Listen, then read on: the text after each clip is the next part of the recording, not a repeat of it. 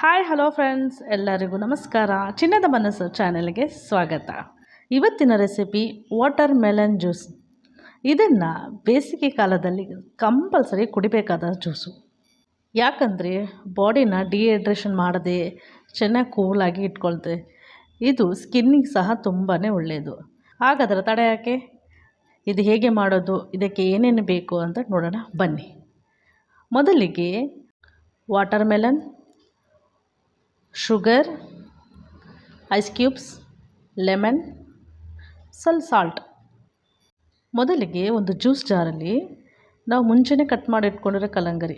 Friends, ನಾನು ಇದರಲ್ಲಿ ಎಲ್ಲ ಸೀಡನ್ನು ತೆಗೆದಿದ್ದೀನಿ. ನಿಮಗೆ ಸೀಡ್ ಬೇಕಿದ್ದರೆ ಹಾಗೆ ಇಟ್ಕೋಬೋದು. ನನಗೆ ಬೇಡ ಅಂಥೇಳಿ ಎಲ್ಲ ಕ್ಲೀನ್ ಮಾಡಿ ಇಟ್ಕೊಂಡಿದ್ದೀನಿ. ಈಗ ಎಲ್ಲ ಕಟ್ ಮಾಡಿದಂಥ ಹಣ್ಣುಗಳನ್ನು ಜ್ಯೂಸ್ ಜಾರಿಗೆ ಹಾಕಿ, ಸ್ವೀಟು ನಿಮ್ಗೆ ಎಷ್ಟು ಬೇಕೋ ಅಷ್ಟು ನೋಡಿ ಸಕ್ಕರೆಯನ್ನು ಹಾಕ್ಕೊಳ್ಳಿ. ನಂತರ ice cubes, 1-2 spoon lemon juice, ಇವೆಲ್ಲವನ್ನು ಹಾಕಿ ಈಗ ಬ್ಲೆಂಡ್ ಮಾಡೋಣ ಜ್ಯೂಸನ್ನು. ಫ್ರೆಂಡ್ಸ್, ಯಾರು ನನ್ನ ಚಾನಲ್ ನೋಡ್ತಿದ್ದೀರಾ ಅವರೆಲ್ಲರೂ ನನ್ನ ಚಾನಲನ್ನು ಸಬ್ಸ್ಕ್ರೈಬ್ ಮಾಡ್ಕೊಳ್ಳಿ. ಈಗ ಜ್ಯೂಸ್ ರೆಡಿ ಆಗಿದೆ. ಈಗ ಒಂದು ಗ್ಲಾಸ್ಗೆ ಹಾಕಿ ಸರ್ವ್ ಮಾಡೋಣ. ನೋಡಿದ್ರಲ್ಲ ಫ್ರೆಂಡ್ಸ್, ಕ್ವಿಕ್ಕಾಗಿ ಹೆಲ್ತಿಯಾಗಿ ವಾಟರ್ ಮೆಲನ್ ಜ್ಯೂಸ್ ಮಾಡೋದು ಹೇಗೆ ಅಂತ.